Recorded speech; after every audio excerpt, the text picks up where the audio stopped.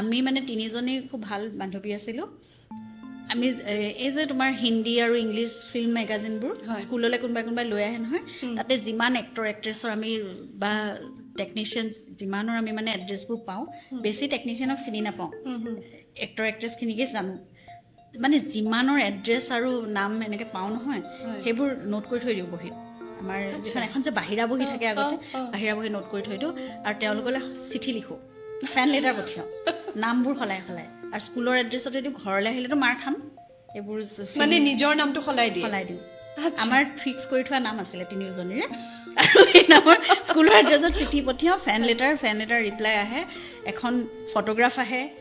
এখন তোমাৰ প্ৰিণ্টেড এখন একদম ফৰ্মেট এটা থাকে তেওঁলোকৰ আৰু ডিয়াৰ বুলি লিখি পেলাই সেইটো ব্লেংক থাকে সেইটো আখৰেদি নামটো লিখি দিয়ে আৰু তাৰপিছত বাকী ফৰ্থ কামিং কি তেওঁলোকৰ প্ৰজেক্টছ আছে সেইবোৰ লিখি তাৰপিছত তলত নিজৰ ছিগনেচাৰটো থাকে ৰিপ্লাই দিয়ে আৰু ফটোখনৰ পিছফালেও নিজৰ অট'গ্ৰাফটো থাকে সেইটোৱে আমাৰ কাৰণে মানে ডাঙৰ বস্তু আৰু এচিভমেণ্ট আৰু আমি আমুকৰ পালোঁ গোবিন্দা চাংকি পাণ্ডে শক্তি কাপুৰ কোনো বাকী নাছিলে বাকীতো তুমি মিথুন চক্ৰৱৰ্তী তেতিয়া বাকী সেইবোৰতো তুমি ভাল এক্টৰ এক্ট্ৰেছ বাদেই দিয়া কোনো বাকী নাই কমেডিয়ান কোনো জনি লিভাৰ সকলোকে তাৰপিছত সেই কামটোকে মই আহি গৈ পেলাই বম্বেত মানে আকৌ কৰিলোঁ তেতিয়া কিন্তু মই আৰু এনেকুৱা কাম কৰা নাই মানে বেছি চাইল্ডিছ হেৰিবোৰ কৰা নাই যে মোৰ প্ৰিয় গায়ক ধৰা জগজিৎ সিং হওক তেনেকৈ মই বহুতখিনি পংকজ উধাস 35খনমান মই তেনেকুৱা ফেন লেটাৰ লিখিছোঁ তাৰপিছত সেইটোতে ক'ৰবাত মনত আছিলে মই বিস্ময় নে ক'ত জুবিন গাৰ্গৰ মাত্ৰ এটা ইণ্টাৰভিউ পঢ়িছিলোঁ তলত আছিলে জুবিন গাৰ্গ ক্লাব ৰোড যোৰহাট 785001 সেইটোৱে ঘৰৰ এড্ৰেছ সেইটোতো মই এখন ফেন লেটাৰ পঠিয়ালোঁ আৰু এই আছে ডেষ্টিনি এনেই চিঠিবোৰ ভনীয়েকহঁতে পঢ়ে সিহঁতিয়ে ৰিপ্লাই দি থৈ দিয়ে নাথাকেও কিন্তু এই চিঠিখন পোৱাৰ সময়ত তেওঁ ঘৰত আছে চিঠিখন তেওঁ পালে চিঠিখন তেওঁ পালে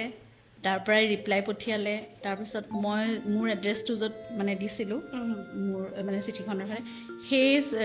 কৰ্ণাৰটো ফালি পেলাই পাৰ্চত ভৰাই থৈ দিছে মানে বম্বেলৈ গ'লে ছোৱালীজনী পাৰিলে লগ কৰিম আৰু এনেকৈ তাৰপিছত মই এতিয়া সেইটোৱে জোকাওঁ যে তুমি নজনাকে মানে ফেন লেটাৰটো বহুতেই লিখে ন তুমি চেনি খাবলৈ লুজ কৈছিলা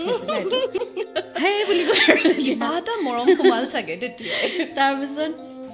বহুতে আকৌ সেইটো সোধে কিনো লিখিছিলা কোৱাচোন চিঠিখনত ইমান বিশেষ কিবা স্পেচিয়েল একো লিখা নাছিলো সেইটোৱে আৰু আপোনাৰ গান ভাল পাওঁ আৰু মই অনামিকাৰ মায়াটো শুনিছো তাকো ভালকে সঁচাকে শুনা নাছিলো ভাইটিয়ে মোক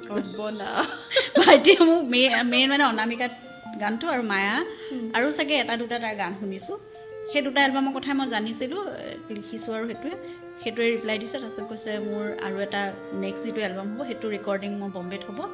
গৈ আছো গ'লে মই তোমাক লগ কৰিম সেই কথাটো লিখিছিলে লিখি এড্ৰেছটো ফালি আহিছে তাৰপিছত ৰেকৰ্ডিং হৈ যোৱাৰ পিছত মোক হোষ্টেলত লগ কৰিবও গ'ল তেনেকৈ চিনাকি হ'ল আৰু চিনাকি হৈ তাৰপিছত ভাল বন্ধুত্ব 1.5 বছৰমানৰ তাৰপিছত আৰু কিবা এটা যে অনুভৱ দুইজনৰ আছে সেইটো বুজি পালোঁ তাৰপিছত ল'ৰা হিচাপে ক'ব লাগিব কাৰণে তেওঁৱে ক'লে প্ৰপ'জ কৰা বুলি যিটো প্ৰপ'জ কৰিলে মানে জুবিন গাৰ্গৰ প্ৰপ'জটো চাগে খুব কমন নাছিলে নহয় একদম এই ঘচংকে কথা কয় নহয় ফুৰাই কোৱা নিচিনাকে তেনেকেই কৈছিলে এনেকৈ কৈ দিছে তেনেকৈ চিধা চিধি আৰু মানে আমি তেওঁৰ বন্ধু কোনোবা গৈছিলে কাজিন ফেমিলি এটা গৈছিলে তাৰপিছত মোক চিনাকি কৰাই দিছিলে হোষ্টেললৈ নি তাৰপিছত মোক কৈছে আৰু তুমি আহিবা ভাত খোৱাকৈ আহিবা এনেকৈ তেতিয়ালৈকে তেওঁৰ বন্ধু কেইজনে আৰু সেই যিজন মানে দাদা গৈছিলে দাদা বৌহঁতে জানিছিলে মানে কথাটো তেওঁ কৈছে যে আমি থাকোঁতে এইটো কথাটো কোৱা নহ'লে আমি কৈ দিম আৰু তাৰপিছত জুবিনে কৈছে যে নহয় কোনেও অন্য ক'ব নালাগে কোৱাটো ময়ে ক'ম যি ক'ম আৰু যি শুনিম মই নিজে কৰিম তাৰমানে সেইটো তাৰপিছত সেইকাৰণে ভাত খালোঁ মেলিলোঁ খোৱাৰ পিছত গোটেইখিনিয়ে আমাক কথা পাতিবলৈ দি গোটেইবোৰ আমি চাদলৈ গৈছোঁ দেই বুলি গুচি গ'ল মানে আৰু পৰিৱেশ এটা বনাই দিছে কথা পাতি হঠাতে আৰু আই লাভ ইউ বুলিয়ে কৈছে চিধা আৰু তুমি কি উত্তৰ দিবা মই সেইটোও জানো গতিকে সোনকালে কোৱা